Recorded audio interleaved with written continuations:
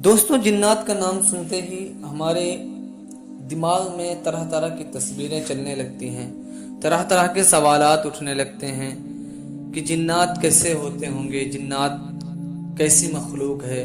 और उनमें से एक सवाल ये भी चलता है कि क्या जिन्नात और शैतान एक ही मखलूक हैं कि अलग अलग। तो आज मैं दोस्तों आपको इसी के मुतालिक बताना चाहता हूँ कि जिन्नात और शैतान एक ही हैं। ये एक अहम सवाल है और इस्लामी तालीमात के मुताबिक हर शैतान जिन होता है, लेकिन हर जिन शैतान नहीं होता। इसका मतलब ये है कि जिन्नात एक मखलूक है। जिन्नात एक आम मखलूक है जिसमें नेक भी होते हैं और बुरे भी होते हैं, जबकि शैतान सिर्फ वो जिन्नात होते हैं जो सरकश और गुमराह होते हैं। क्या जिन्नात और शैतान में फ़र्क है? क्या शैतान जिन्नों में से है? अल्लाह ताला फरमाता है सूरतुल कहफ में, जब मैंने फरिश्तों से कहा कि आदम को सजदा करो तो सबने सजदा किया सिवाय इबलीस के। वह जिन्नों में से था और अपने रब के हुक्म से बाहर निकल गया। ये आयत वाज़ह करती है कि इबलीस खुद जिन्नात में से था, फरिश्तों में से नहीं, और वो सरकश होकर शैतान बन गया।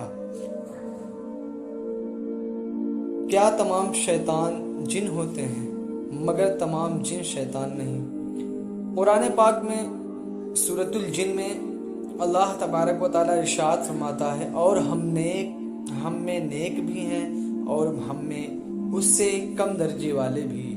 हम मुख्तलिफ राहों पर चल रहे हैं। यहाँ जिन्नात के बारे में बताया गया कि उनमें नेक और बुरे दोनों तरह के होते हैं, लेकिन शैतान सिर्फ वही हैं जो बुराई की राह पर हैं। क्या शैतान सिर्फ जिन्नों में होते हैं? नहीं, कुरान में आया है कि कुछ शैतान इंसानों में से भी होते हैं, सूरतुल अनाम।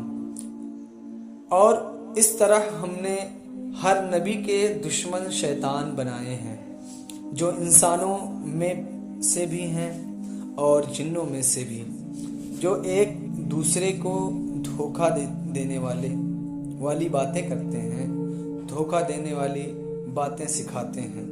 ये आयत बताती है कि कुछ इंसान भी शैतान की तरह बुरे काम करते हैं और लोगों को बहकाते हैं, इसलिए वो भी शैतान कहलाते हैं।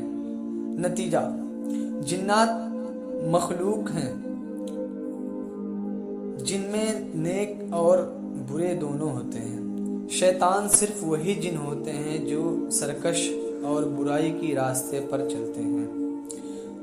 इबलीस असल में जिन था जो अल्लाह के हुक्म से रूगर्दानी करके शैतान बन गया। इंसानों में भी शैतान सिफत लोग हो सकते हैं जो बुराई की तरफ बुलाते हैं।